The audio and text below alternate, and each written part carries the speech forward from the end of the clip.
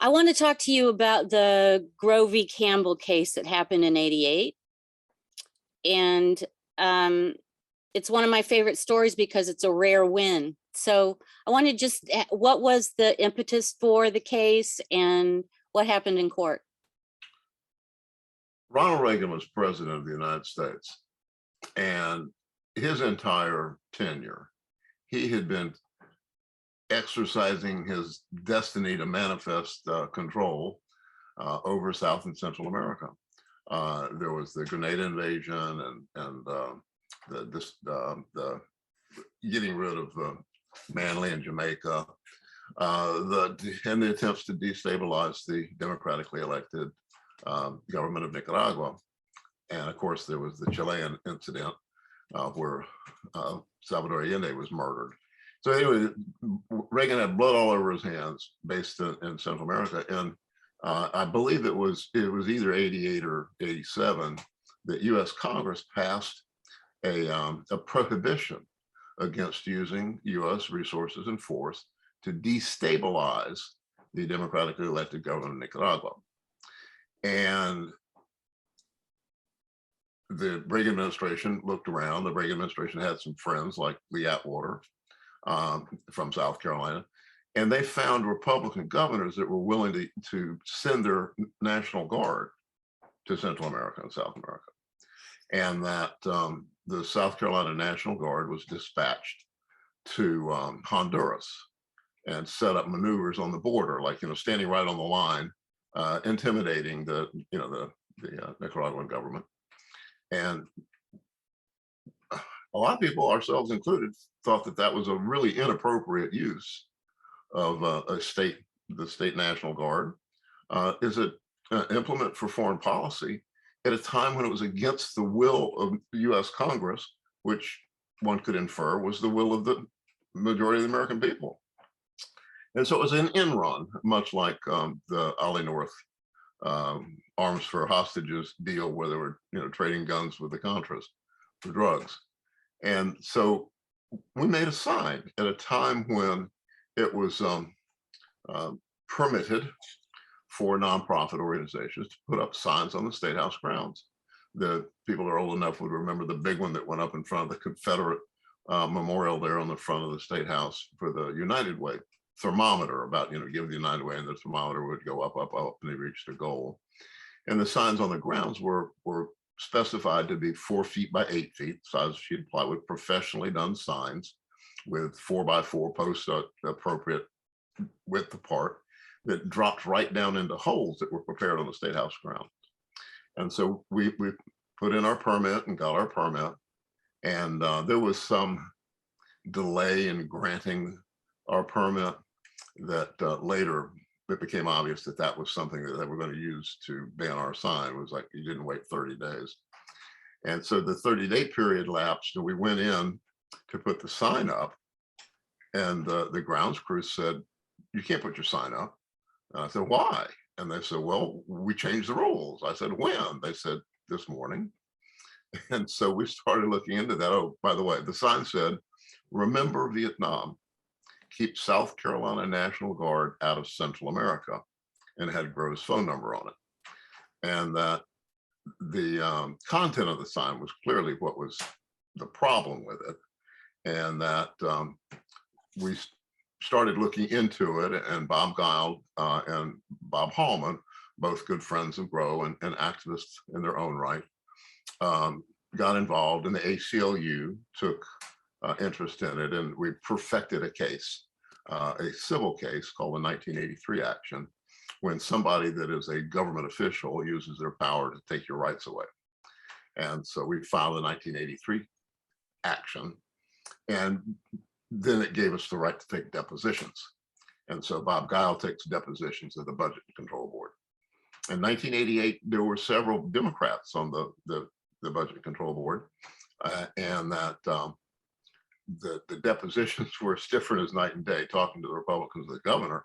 Governor knew nothing about the content of the sign, et cetera, et cetera. And he went on to say that the reason that signs were banned, their answer when we're taking depositions was, well, it didn't have anything to do with Versi sign. It was just about safety and aesthetics. That the governor was afraid a sign would fall over and crush a child, or that somebody would see one driving down Assembly Street and either lose their heads over the content of the sign and crash into the IHOP. And so the Republicans parroted that line, and the governor said he knew nothing about our sign.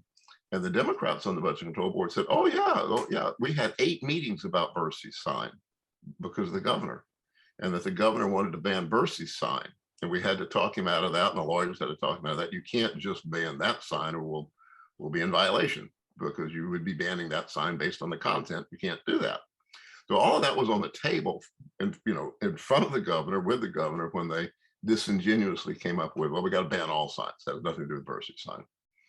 And so that we gathered our data and had a hearing in federal court with a jury. No, in a hearing, it was a trial. And it was in federal court in front of Judge Henderson, the federal judge, that we had filed for a subpoena for the governor. And the governor moved that you can't subpoena the governor.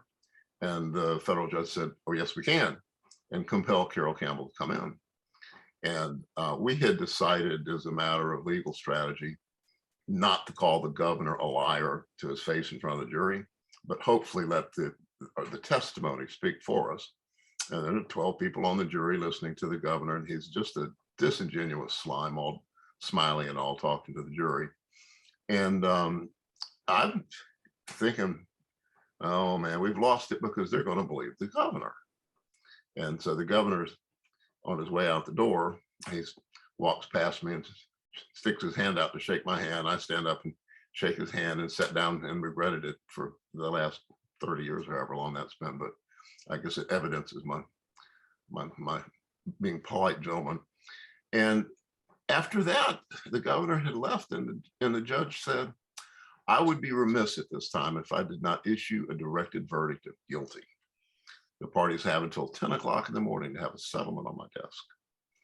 And that was like, wow, we won. And that evening, I got a call from, I don't know whether it was Bob or Bob, they're both named Bob. So I said, I got a call from Bob. It could have been Steve. That should be Steve Bates, was the executive director of the ACLU at the time, not a lawyer, but Bob and Bob Guile and Bob Hallman were working under the aegis of the ACLU. And they said, well, they've offered $50,000. We advise you take it. And they actually handed us a $50,000 check the next morning. And that was the first time I remember being gratified that we could give the Bobs some money. And they had done a lot of work for us for free, because they believe in it. And that we failed to remember that we should have tipped the ACLU, and Steve Bates has been mad at me for 40 years now. But that it left us with, I believe it was $36,000. And we bought a new printing press. We had been running, that was 88. We've been running a print shop since 81 to support our social justice habit. And we bought a brand new 2-color Hamada, very nice printing press. And I think it left enough money for a 6-pack of beer. And we celebrated, and we christened the press the Carroll Campbell Memorial Free Speech Press, which went on to print propaganda against predatory capitalists for, I think up until 2000 and probably 6 or 7 or 8 or 9, I can't remember, when the press couldn't be fixed anymore because they had a computer on it. And we packed it up and sent it to India. So hopefully it's still in some small village in India where they're took the computer off of it and making it run. And so that's the story of Grow versus Campbell, which was a pretty significant case, which cited Edwards v. SC. And that was a case in 1961 where it was the first large protest against segregation in South Carolina, where hundreds of students, I think 160 people were arrested, that they marched from Benedict and Allen to the State House grounds at a time when they wouldn't even let Black people assemble on the State House grounds. And they prayed and sang America the Beautiful and got arrested, which the US Supreme Court thought was a bit tacky. And so the ruling, Edwards v. whatever I just said, Owens versus South Carolina, established that citizens had a right to be on public property, and that our case, Grovey Campbell, built on that the regulations had to be applied evenly, across the board, and that furthermore, that public property, as in the State House grounds, wasn't something that you needed permission to use. It was yours. And so, following up on the ruling that had come down in Washington, D.C. on federal property, that the state then shifted without really telling everybody to a reservation process as opposed to a permit process, because they can't say no predicated on what you're saying, predicated on what your signs say. It's simply a matter of coordinating the utilization of the space. The example is that if the Klan's doing a rally on the front of the State House grounds for the flag, you couldn't do one, you'd have to do one on the back. And so it's more of like a maitre d' accommodating seating for the evening than it is a permission process. And it's a lesson that needs to be taught repeatedly over and over again to both protesters and police, that it's not a matter of permitting for my First Amendment rights. I have my permit in my pocket. It's called the Constitution of the United States of America, the First Amendment. So it's a good case that was then built on by the occupiers that were arrested, sitting on the grounds of the State House, protesting predatory capitalism. And they cited Grovey Campbell, and they won. They won $10,000 apiece for the people who were arrested. So we won one for the people. Hopefully, there's a printing press in India carrying on the mission. Any questions, Ms. Robbins? Yeah, I'm really pleased that you tied that to the Occupy thing, which was another really rare and joyous victory that we had there on the State House grounds.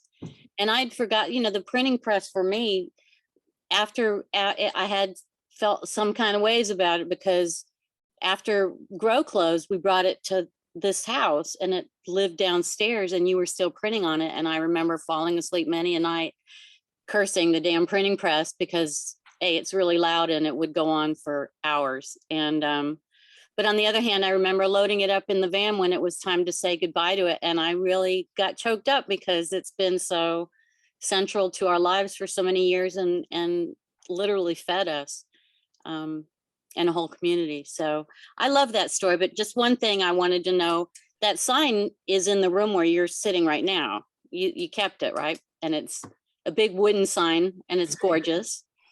Indeed, painted by Wendy Brinker. Right. It's a lovely sign. And but I just $50,000 sign, I might add. Right.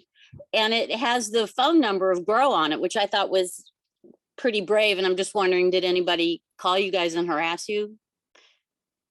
I don't recall anyone doing that. I think one of the myths of reality is people are afraid to use their name or put their phone number in public. And I don't remember getting phone calls. One of the interesting things is we had a payphone at Grow when we started because we couldn't afford a phone. And the phone number was 799, 9,000.